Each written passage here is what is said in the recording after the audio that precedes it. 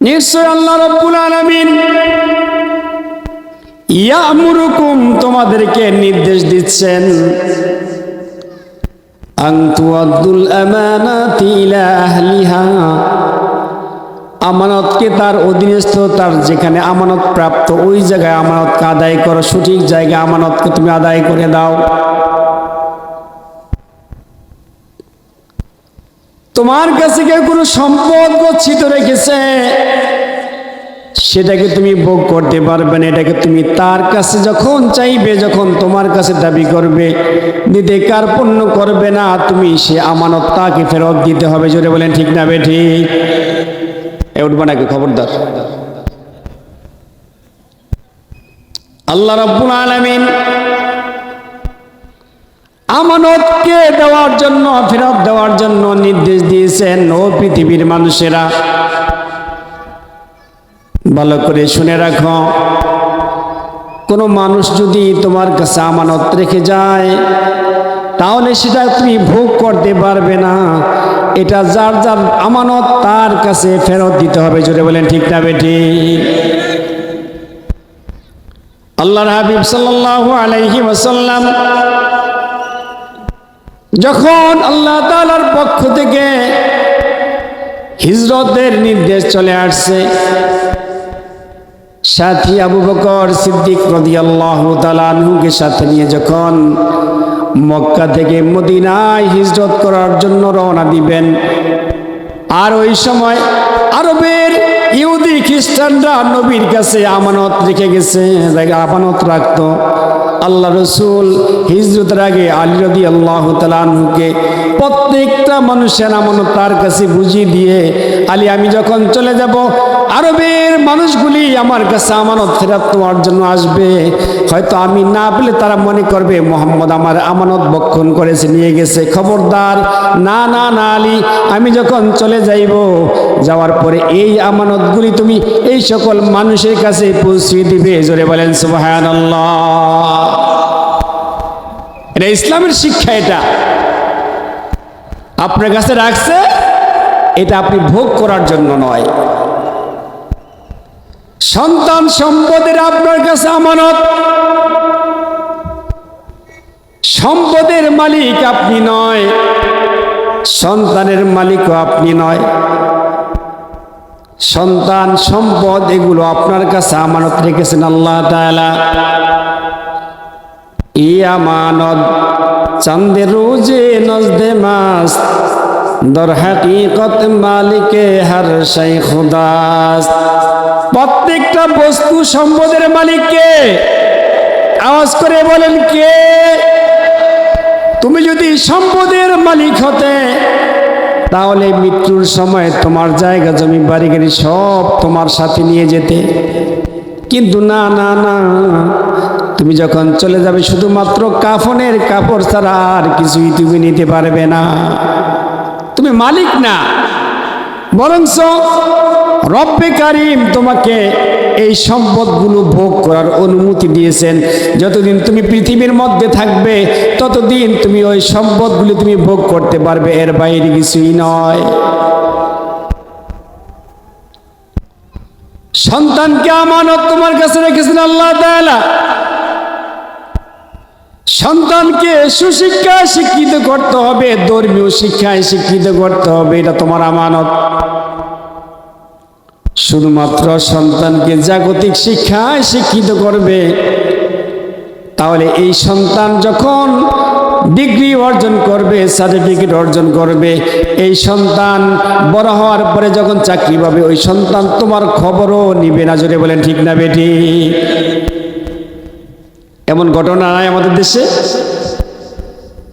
কেন এটা হয়েছে? এটা এই জন্য হয়েছে, তুমি সন্তানকে ধর্মীয় শিক্ষায় শিক্ষিত করো নাই, কোরআনের শিক্ষায় শিক্ষিত করো নাই। কোরআনের শিক্ষায় শিক্ষিত না করার কারণে এই সন্তান চাকরি পাওয়ার পরে বড় লোকের মেয়ে বিবাহ করার কারণে আর তোমাকে চেনে না, তোমাকে পরিচয় দিতেও লজ্জা করে। জোরে বলেন ঠিক না বেঠিক? ইসলামী শিক্ষার বিকল্প কিছুই নেই।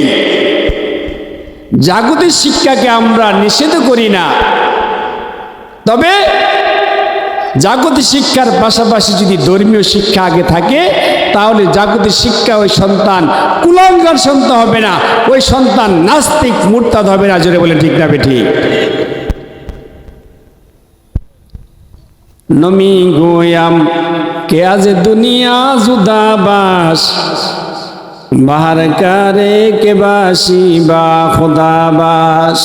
কবি বলেন দুনিয়াকে বর্জন করার জন্য আমি বলি না, জাগতিক শিক্ষায় শিক্ষিত হওয়া যাবে না এটাও আমি বলি না, বাহার কারে কে বাসি বা খোদাবাস, বরং আমি বলি প্রত্যেকটা কাজে কর্মে আল্লাহ তাআলার বিধানকে প্রাধান্য দিতে হবে।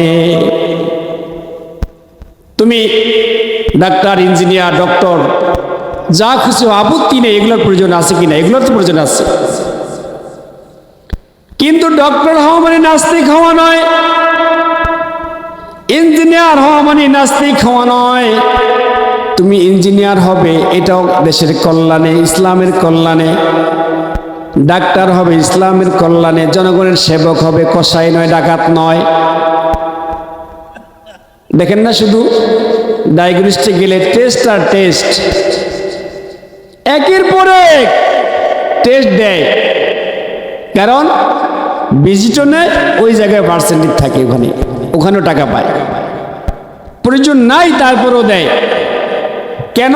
সে এই সেবাটাকে এটাকে সেবা নয়, সেটা ইনকামের একটা মাধ্যম হিসাবে সে গ্রহণ করে নিছে।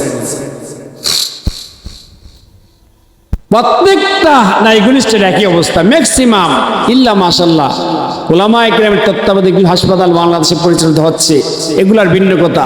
যেমন ঢাকাতে আছে খিদমা হাসপাতাল, আল কারিম জেনারেল হাসপাতাল, এমন কিছু আছে বাংলাদেশে উলামায়ে কেরামের তত্ত্বাবধানে চলছে, আলহামদুলিল্লাহ। এগুলাতে এতটা নয়। বন্ধুরা আমার, এই জন্য সন্তানকে জাগতিক শিক্ষার পাশাপাশি সর্বপ্রথম ফাউন্ডেশন মজবুত করতে হবে, ধর্মীয় শিক্ষায় শিক্ষিত করতে হবে। নুরানি হাফিজি পড়াও, তুমি আলেম বানাও, আলেম বানানোর পরে এরপরে তুমি সন্তান যদি ডাক্তার হয়, ইঞ্জিনিয়ারে কোনো আপত্তি নেই। এই সন্তান দেশের জন্য, ইসলামের জন্য কল্যাণকর হবে, উপকারী হবে।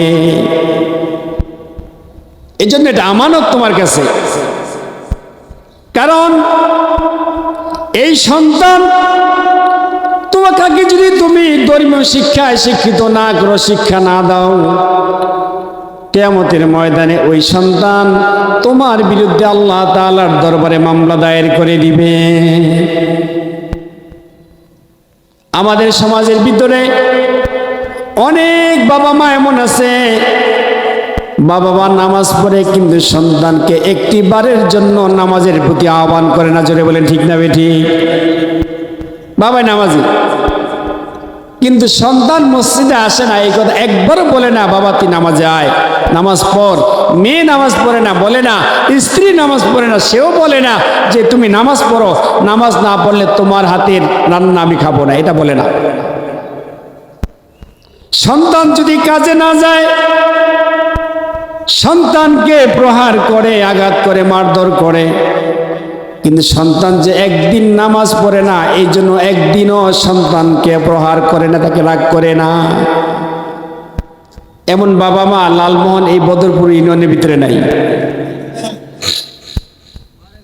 বন্ধুরা আমার, আপনি যে নামাজ পড়লেন, সন্তানকে নামাজের জন্য আহ্বান করলেন না, এই সন্তান কিয়ামতের ময়দানে আল্লাহর আদালতে মামলা দিবে। রব্বুল আলামিন, আমার বাবা মা আমাকে কোনোদিন নামাজের কথা বলে নাই, কোনোদিন পর্দার কথা বলে নাই, কোনোদিন রোজার কথা বলে নাই, কোনোদিন ইনসাফের কথা বলে নাই, কোনোদিন হালাল হারামের কথা বলে নাই। রব্বানা আতিহিম জিফাইনি মিনাল আযাব ওয়ালআনহুম লানান কাবীরা। জোরে বলেন নাউযুবিল্লাহ। আল্লাহর আদালতে মামলা দিয়ে দিবে আপনার সন্তান, আমার সন্তান।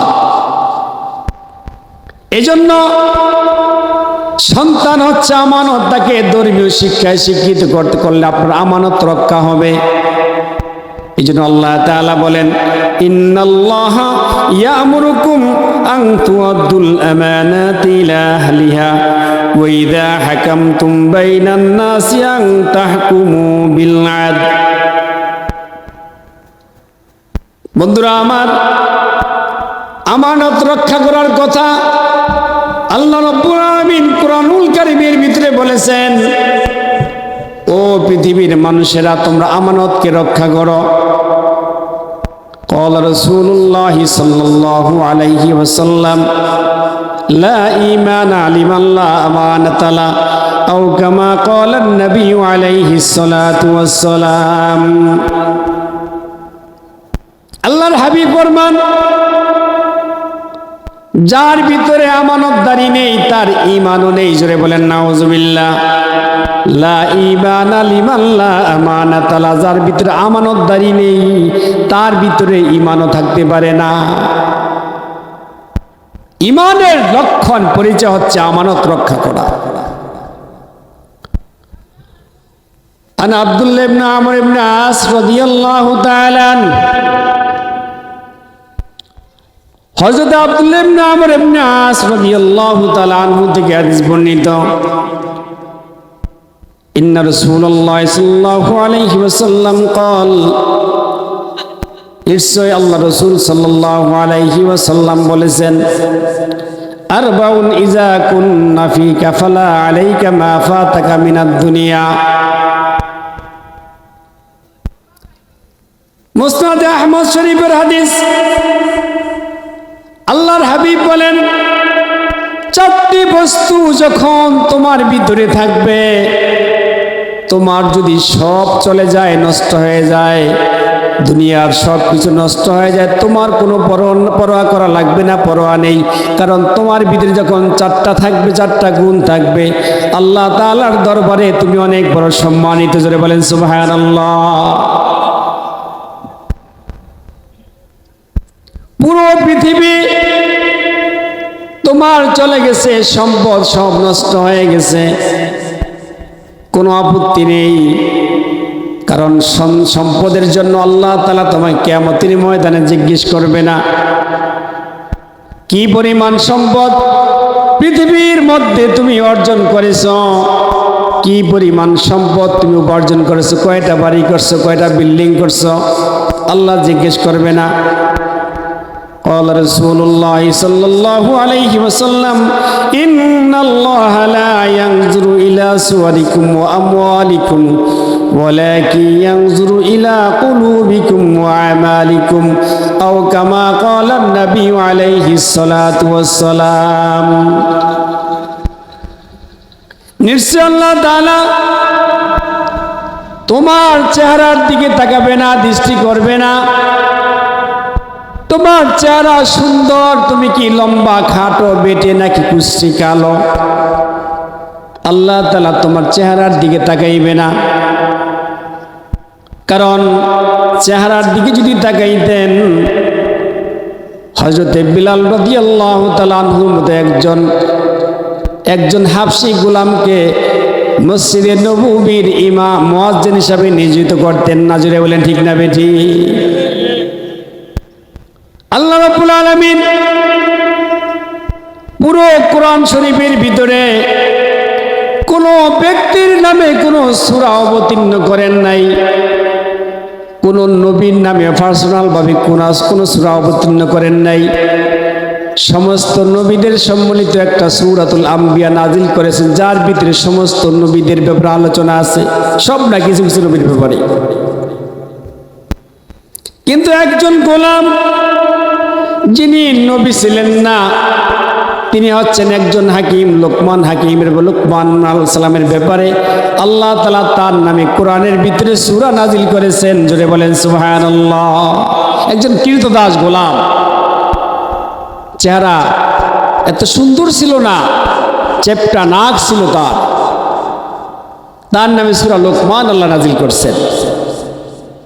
এই জন্য আল্লাহ রাসূল বলেন, ইন্নাল্লাহা লা ইয়ানজুরু ইলা সুওয়ারিকুম, আল্লাহ তোমার চেহারা দেখবে না, কোন পুরুষ কোন নারী, কালো, রংটা কালো, কার সাদা, সুন্দর, ফর্সা, এগুলা দেখবে না।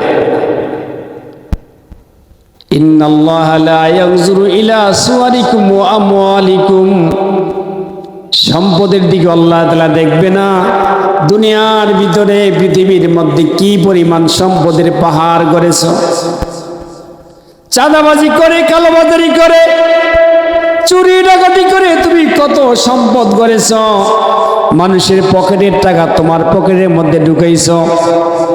আর কয়টা বাড়ি করছো, কয়টা গাড়ি করছো, গাড়ি কিনছো, আল্লাহ এগুলা দেখবে না।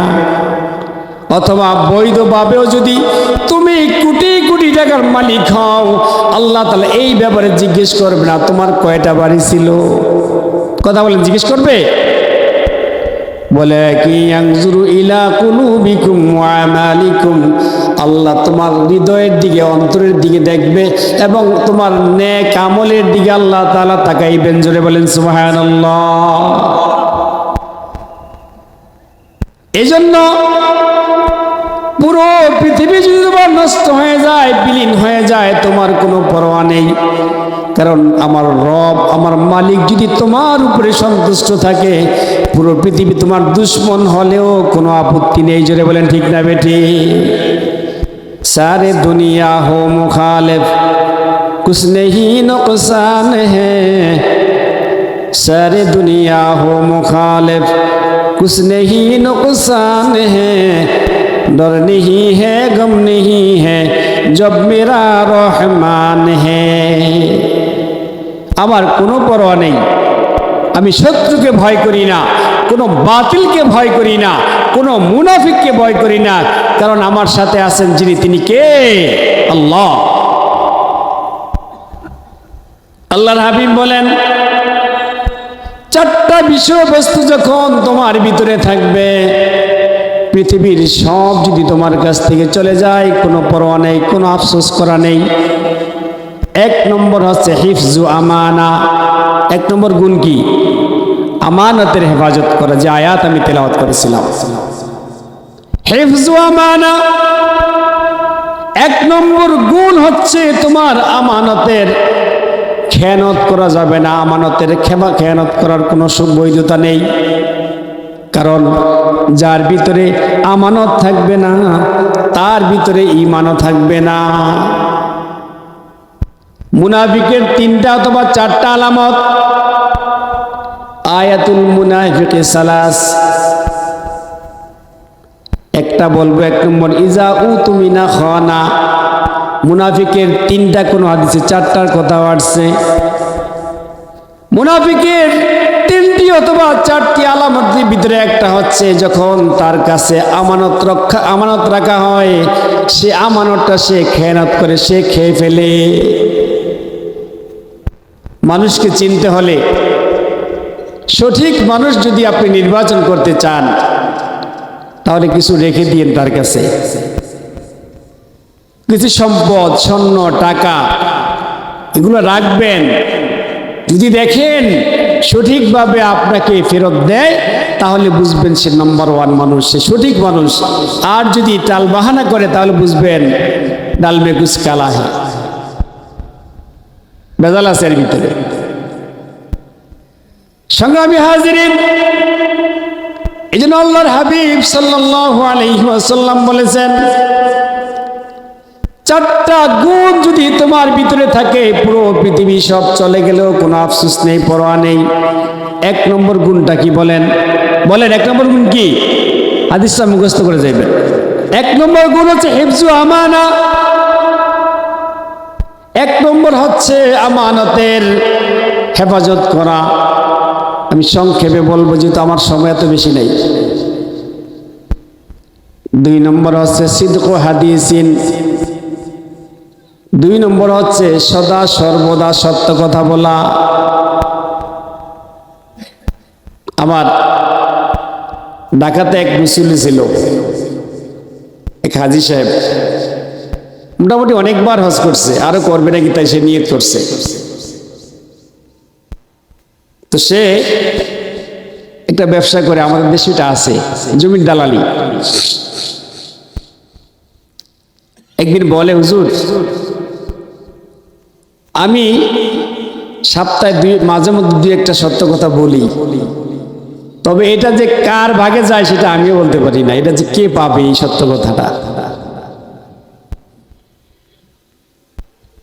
আমি বললাম আপনি তো হজ করেন, প্রতি বছরের দিকে হজ করতেছেন, হজ করবেন, আপনার নিয়ত। সে বলে হুজুর আমি 1 কোটি টাকার হজ করব, টাকা আছে, সম্পদ আছে।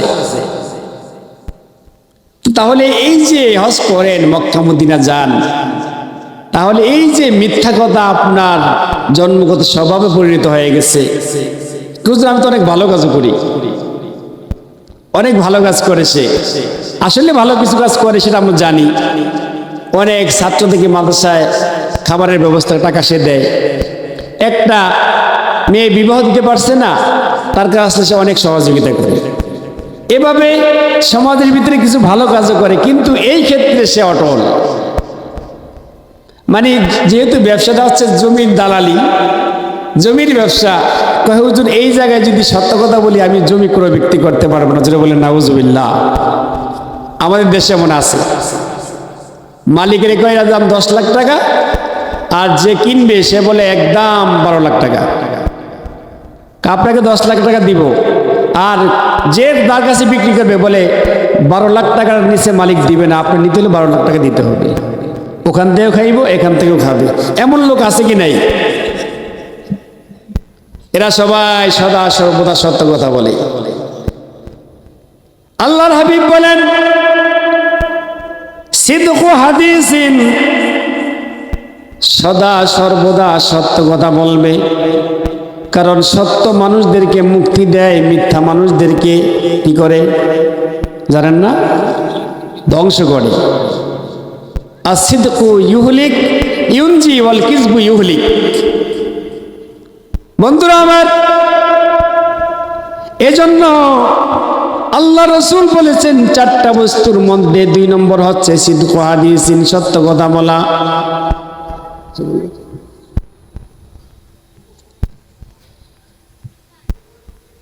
কি দেখছেন? আমি তো নাই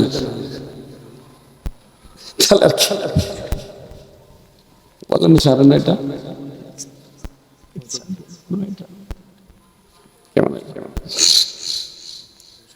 যাই হোক,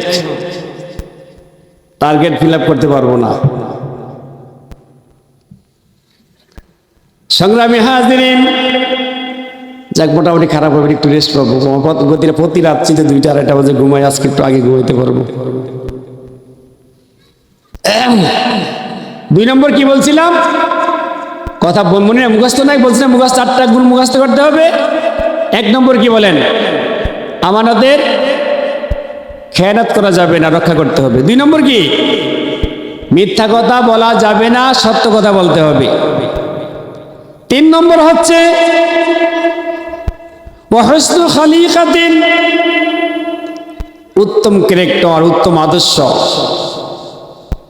আমি যদি প্রত্যেকটা বিষয় নিয়ে কথা বলতে চাই, তাহলে প্রত্যেকটা কথা অনেক লম্বা সময়ের প্রয়োজন হবে। ওয়াহসনু খালিকাতিন, উত্তম আদর্শ, উত্তম ক্যারেক্টার তোমার থাকতে হবে, উত্তম চরিত্র। তোমার চরিত্র খোঁজার জন্য নাস্তিকদের দ্বারস্থ হওয়ার প্রয়োজন নেই, ইহুদি খ্রিস্টানদের দ্বারস্থ হওয়া লাগবে না।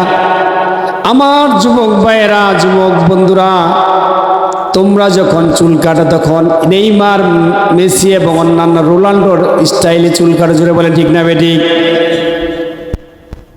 আল্লাহ রাসূল সাল্লাল্লাহু আলাইহি ওয়াসাল্লাম বলেন, আল্লাহ তাআলা বলতেছেন লাকাদ কানা লাকুম ফি রাসূলিল্লাহি উসওয়াতুন হাসানা, তোমাদের জন্য তোমাদের নবীর মধ্যে রয়েছে উত্তম আদর্শ। জোরে বলেন সুবহানাল্লাহ।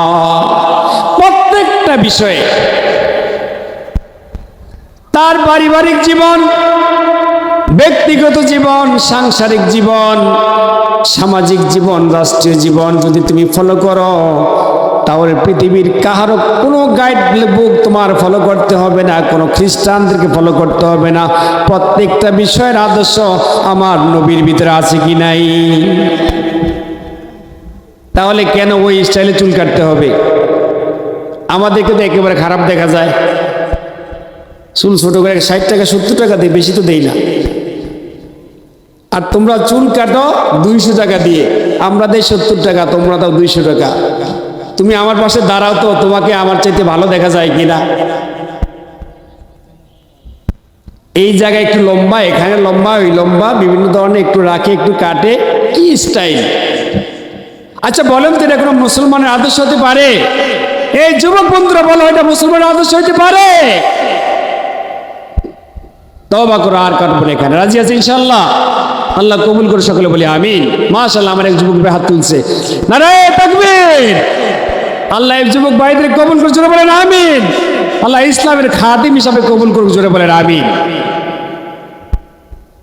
বন্ধুরা আমার, এই জন্য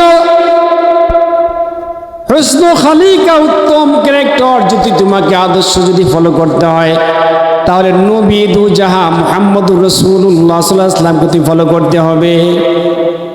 তার ফলোয়ার হও, নবীকে ফলো করো, তাহলে তোমার জীবন ধন্য হবে, তোমার জীবনটা পরিপূর্ণ হয়ে যাবে।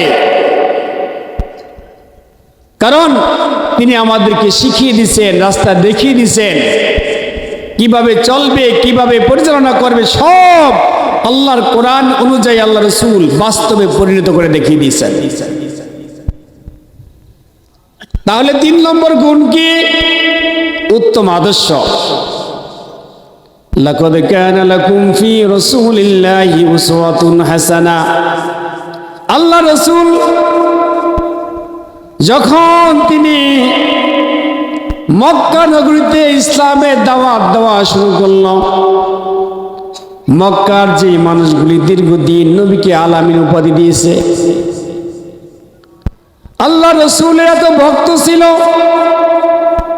আর যখন মূর্তি পূজার শিরকের বেদাতের বিরুদ্ধে বলা শুরু করল, মূর্তির বিরুদ্ধে বলার পর তারা তার শত্রু হয়ে গেল। এতদিন মুহাম্মদ তো ভালোই জানতাম, ভালোই ছিল, আজকে আমাদের বাপ দাদার পৈতৃক ধর্মের মধ্যে আঘাত করেছে, এই মুহাম্মদকে তো আর মানা যায় না, জোরে বলেন নাউজুবিল্লাহ। তার বিরুদ্ধে আচরণ শুরু করে দিল। তার কোরআন তেলাওয়াত শোনার জন্য মানুষদেরকে বাধা প্রদান শুরু করলো, কারণ মানুষ যেন তার তেলাওয়াত না শুনে। কিন্তু পারে নাই। আল্লাহ তাআলা এই কোরআনকে পুরো পৃথিবীর মধ্যে আলোকিত করে দিয়েছেন, জোরে বলেন সুবহানাল্লাহ।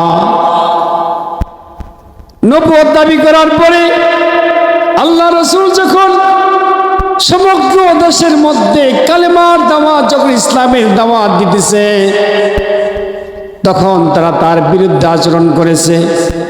আল্লাহ রাসূল বলতেছেন, ও আরবের মানুষেরা, ও কাফেররা, তোমরা শোনো, قد لبثت فيكم عمرا من قبله أفلا تعقلون।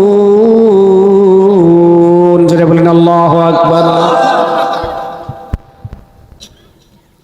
তোমরা আমার ব্যাপারে আমার বিরুদ্ধে আচরণ করো, আমার কথা তোমরা ফলো করো না। আমি যখন তোমাদের মাঝে ছিলাম, তখন তো আমাকে আলামিন তোমরাই উপাধি দিয়েছ, বিশ্বস্ত হিসাবে তোমরাই আমাকে জানো। আজ যখন আল্লাহর কালাম কোরআন আল্লাহ তাআলা আমার উপরে নাজিল করেছে, কোরআনের দাওয়াত দেওয়ার পরে তোমরা আমার শত্রু হয়ে গেছো। ও কুফারে মক্কারা, আমি দীর্ঘদিন তোমাদের মাঝে ছিলাম, কদ লাবিস্তু ফীকুম উমরান, তোমাদের মাঝে জন্মগ্রহণ করেছি, এখানে বেড়ে উঠেছি, এখানেই বড় হয়েছি, এখানে আমার যৌবনকাল এখানে অতিবাহিত করতেছি। কদ লাবিস্তু ফীকুম উমরাম মিন ক্বাবলিহি আফালা তাকিলুন। তাহলে দেখো তো, তোমরা দেখো, আমি তো তোমাদের মাঝে বড় হয়েছি, আমার চরিত্রের ভিতরে বিন্দু পরিমাণ কোনো সমস্যা আছে কিনা? চ্যালেঞ্জ করছেন, দেখো তো আমার এলাকায় আপনার এলাকায় যদি খোঁজ নেই, তাহলে দেখবেন হুজুর এখানে ওয়াজ করে, হুজুরের মনে কিন্তু সমস্যা আছে, এলাকায় হুজুর সুবিধা